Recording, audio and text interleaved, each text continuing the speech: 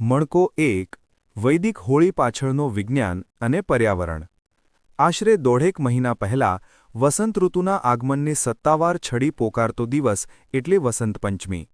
આપણે સૌએ હર્ષોલ્લાસથી ઉજવ્યો તો ખરા, પણ એક સત્ય એ પણ છે કે છેલ્લા 1000 વર્ષમાં વસંત ઋતુની શરૂઆત ક્યારેય વસંત પંચમીથી નથી થઈ.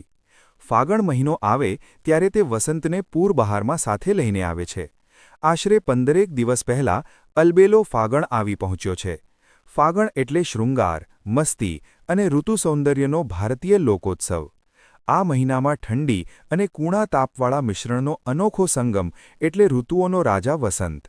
આ ઋતુમાં થોડી મસ્તી અને થોડી પૂજા અર્ચના સાથે ઉજવાતો ઋતુ પરિવર્તનનો રંગોત્સવ એટલે હોળી. ગીતામાં શ્રીકૃષ્ણ ભગવાને ઋતુનામ કુસુમા કરહ કહીને વસંત ઋતુને પોતાની વિભૂતિ ગણાવી છે. હોલિકા અને ભક્ત પ્રહલાદની કથા આપણે યુગોયુગોથી સાંભળતા આવ્યા છીએ. પણ આજે વાત કરવી છે એની સાથે જોડાયેલા પર્યાવરણ અને વિજ્ઞાનની. આપણા કૃષિપ્રધાન દેશમાં હોળી અને દિવાળી એમ બે પાક લેવાય છે. હોળી એ માત્ર કથા નથી, પણ નવાન્નેષ્ટિ નામના પ્રાચીન યજ્ઞનું પરિવર્તિત સ્વરૂપ છે. નવાન્નેષ્ટિ એટલે શું? નવ એટલે નવું, અન્ન એટલે અનાજ અને ઇષ્ટિ એટલે યજ્ઞ, એટલે કે નવું અન્ન તૈયાર થતાં કરાતો યજ્ઞ. શેકેલા અનાજને સંસ્કૃતમાં હોલાકા કહેવાય છે અને આ હોલાકા શબ્દ પરથી જ હોલી કે હોળી શબ્દ બન્યો છે. આર્ય પ્રણાલીમાં દેવોને નવા અન્નનો ભોગ ધરાવ્યા વિના તેનો ઉપયોગ થતો નહીં. ઋતુસંધિકાળના આ સમયે શિશિર અને વસંતનું મિલન થાય છે. આ મિશ્ર ઋતુમાં રોગજન્ય કીટાણુઓ હવામાં ફેલાતા હોય છે.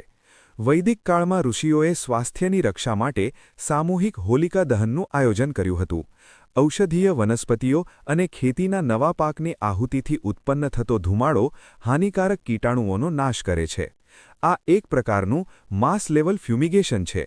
જર્મની, રશિયા અને હરિદ્વાર જેવા સ્થળોએ થયેલા વૈજ્ઞાનિક પ્રયોગો સાબિત કરે છે કે વૈદિક વિધિથી થતા હોમમાં વપરાતા દ્રવ્યો વાતાવરણ શુદ્ધિમાં મહત્વનો ફાળો આપે છે. હોળીની પ્રદક્ષિણા કરવી એ પણ શિયાળામાં શરીરમાં જમા થયેલા કફને ઓગાળવા અને સ્વાસ્થ્ય રક્ષા માટેનું એક વિજ્ઞાન છે. સારાંશ: નવી દ્રષ્ટિ.